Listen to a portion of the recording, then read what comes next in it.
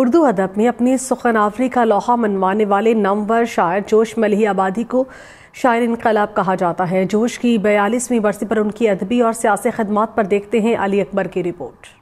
انسان کو بیدار تو ہو لینے دو، ہر قوم پکارے گی ہمارے حسین۔ شبیر حسن خان المعروف جوش ملیح آبادی دنیائے ادب کا ایک روشن ستارہ ہے جس کی آب و تاب جاوداں ہے۔ جوش ملیح آبادی 5 دسمبر سن 1898 کو ملیح آباد میں پیدا ہوئے۔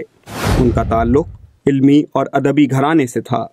جوش نے ابتدائی تعلیم اردو، فارسی، عربی اور انگریزی میں گھر پر حاصل کی۔ 1914 میں سینئر کیمبرج کا امتحان پاس کیا۔ تعلیم انہوں نے آگرے سے سینٹ اینڈریوز سے حاصل کی، سینئر کیمبرج سے، یعنی سینئر کیمبرج جو ہونا اس کا مطلب یہ ہے کہ انگریزی پر تو عبور ہوتا تھا۔ انہیں اپنی نظم حسین اور انقلاب کے لیے شاعر انقلاب کے لقب سے نوازا گیا۔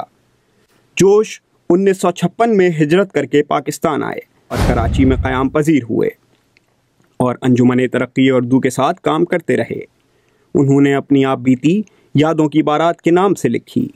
جوش نے 1 لاکھ سے زائد نظمیں اور 1000 سے زائد رباعیات لکھی۔ جو 21ویں صدی کو حضرت جوش ملیح آبادی نے دیا ہے اور آج ان کا ہر نقش قدم مشعل ہدایت ہے، اس لیے ضرورت اس کی ہے کہ ان کی فکر کے تمام پہلوؤں کو خوبصورتی کے ساتھ اور ذہن کو پوری طریقے سے اس کو سمجھنے کی کوشش کی جائے۔ 1983 میں کینیڈا میں جوش لٹریری سوسائٹی آف کینیڈا، جبکہ 1986 میں جوش میموریل کمیٹی قائم کی گئی۔ جوش کی خدمات کے اطراف میں اردو باغ میں ایوان جوش کا افتتاح کیا گیا، جہاں جوش کے 26 مرتب مجموعے رکھے جائیں گے۔ 22 فروری 1982 کو شہر انقلاب کا سورج غروب ہو گیا۔ اردو ادب میں اپنی سخن آوری کا لوحہ منوانے والے نامور شاعر جوش ملیح آبادی کو شاعر انقلاب کہا جاتا ہے۔ جوش کی 42ویں برسی پر ان کی ادبی اور سیاسی خدمات پر دیکھتے ہیں علی اکبر کی رپورٹ۔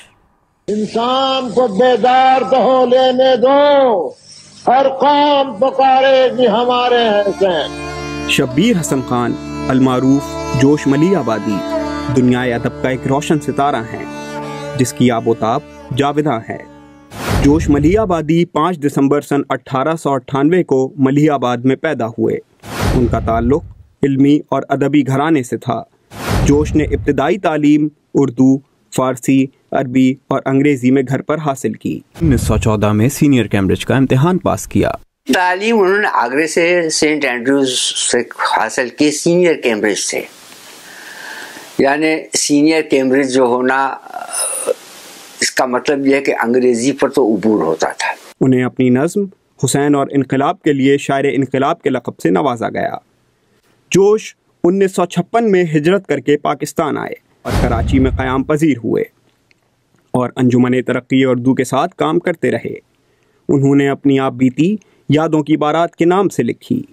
جوش نے 1 لاکھ سے زائد نظمیں اور 1000 سے زائد رباعیات لکھی۔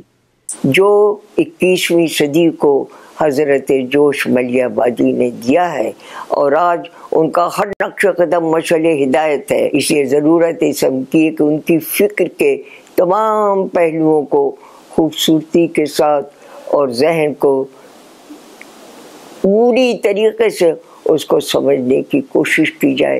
1983 میں کینیڈا میں جوش لٹریری سوسائٹی آف کینیڈا، جبکہ 1986 میں جوش میموریل کمیٹی قائم کی گئی۔ جوش کی خدمات کے اطراف میں اردو باغ میں ایوان جوش کا افتتاح کیا گیا، جہاں جوش کے 26 مرتب مجموعے رکھے جائیں گے۔ 22 فروری 1982 کو شہر انقلاب کا سورج غروب ہو گیا۔